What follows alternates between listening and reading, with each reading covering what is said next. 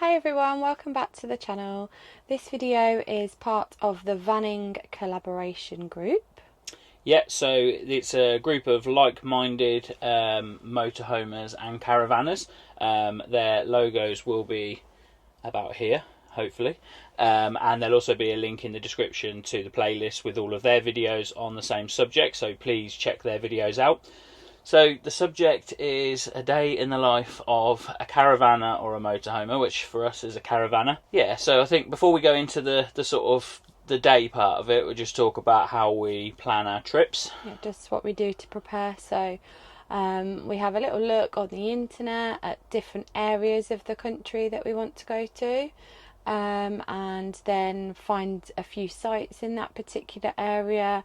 Once we've done that part of the preparation, we look at other people's YouTube videos if they've been to any sites, just to have a little look around, and then then I'll look on Google Maps and have a look at the route and that sort of stuff. And some of the YouTubers actually include the route in their video, which is quite good. Not particularly nervous about towing, but I'd rather go to a site that's got, you know, good access and stuff like that. And then I guess so the sort of the day, you know, sometimes we do go away for just one night. So a typical day for us would be come to storage, which is where we are now. So we come to storage, pick up the van. Sometimes that's both of us together, sometimes that's just me and you meet me at the site.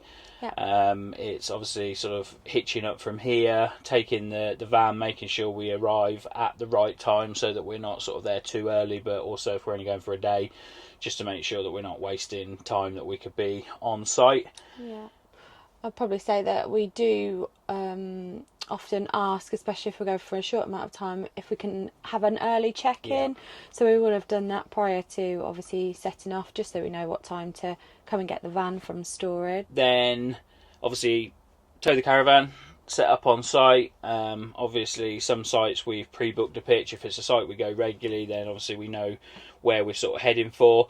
Other sites, I personally absolutely hate going to a site where you have to choose a pitch if I'm on my own. I'm alright if I'm with Sarah, because I don't mind if we choose a good pitch or a bad pitch. I just don't want that to be my responsibility. I'm quite happy to sit there and go, you chose this pitch and it was rubbish. I don't mind that. But I hate it if I have to choose a pitch on my own and then Sarah arrives an hour later and then it's like, why did you choose this one? Which I don't do. She doesn't, but that's how I always feel. So so it's choosing a pitch that's right for us. And then, setting up, which obviously includes making sure the caravan's level, obviously side to side and front and backwards. And then just try and set up everything as quick as possible. So water, electricity, toilet, wastewater, all of that sort of stuff.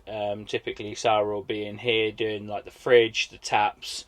It's more so in the winter. It's like if one person can be inside with the dog and the other person is outside, then that's definitely a better way of doing it. In the summer, it doesn't matter so much because you can sort of come in and out. But if we're going away for a short time, the target is to be sort of done as quick as possible really. And crack open a beer and sit outside. So another thing that we do as well, leading up to coming away, is sort of work out from probably the weather and the duration of our stay whether we're going to be bringing big awning, little awning, just the air brakes, sun canopy, or maybe a combination of those. Normally sort of have a little bit of lunch around that sort of time. Again, if Sarah's in here, she'll perhaps rustle something up whilst I'm still preparing the outside of the van. It tends to be on the day that we sort of arrive. It's just a bit of a picky, quick sort of on the go lunch. Really. And because obviously time does sort of go quite quickly at that point, and if we're going to have a barbecue or something in the evening, we don't want to eat too much. So it's mostly just sort of chilled afternoon. Dependent on the time of year, if it's a winter stay, then generally it means sort of being back in here, heating on, and just sitting watching TV and that sort of stuff. If it's the summer, then we perhaps sit outside, we take the dog for a walk. We play games. I mean, we play games in the afternoon, mostly probably in the evening. And then we'll work out what we're doing for dinner. So sometimes we've chose a site because it's near to a pub that we've heard good things about, and we want to go and have an evening meal out. Otherwise, we'll go to sort of a local farm shop, get some food, and we'll have a barbecue. After dinner, we tend to just sit and relax inside the caravan, watch a little bit of television, anything that we've been watching at home. We've got Netflix and we stream our internet onto the television so we can watch everything that we watch at home just in the caravan. Yeah, so Sarah typically goes to bed before me, so I sort of stay up quite a bit later than her. So I get to do the last evening dog walk, regardless of the weather. Although it does get so bad sometimes that even he stands at the door. He'll get so excited when you put his lead and his collar and his lead, his harness on, and then he gets to the door and he looks out and he's like, "No, I'll be all right. I can hold this." Oh, I'll hold it to the morning. So I do that last walk in the evening. If the weather's, not so much the weather, but if the cloud cover isn't there, sometimes I'll go and sit out on a chair and just sit and look at stars and have a drink out there.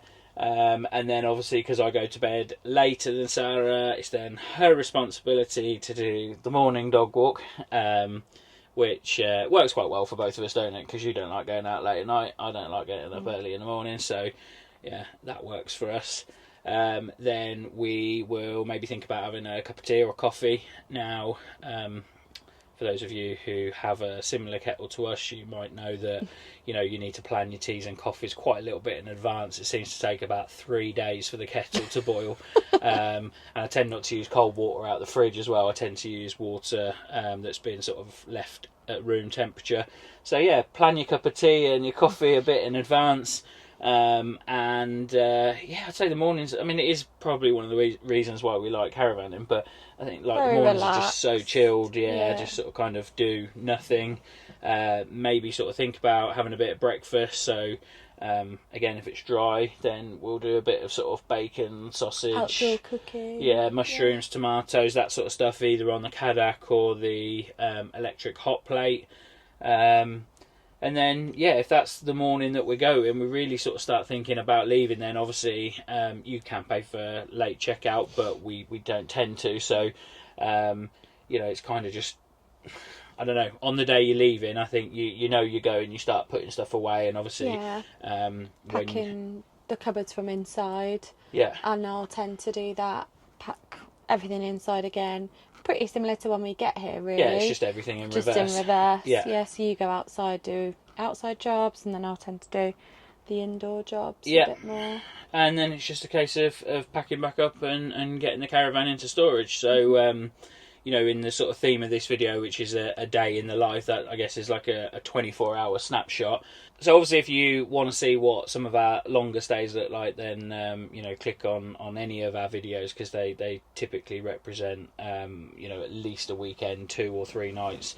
It's very rare that we do just go away for one night, but sometimes on a weekend we just sit there and we just think, let's go away, let's go. We've got to be back tomorrow, but let's go somewhere.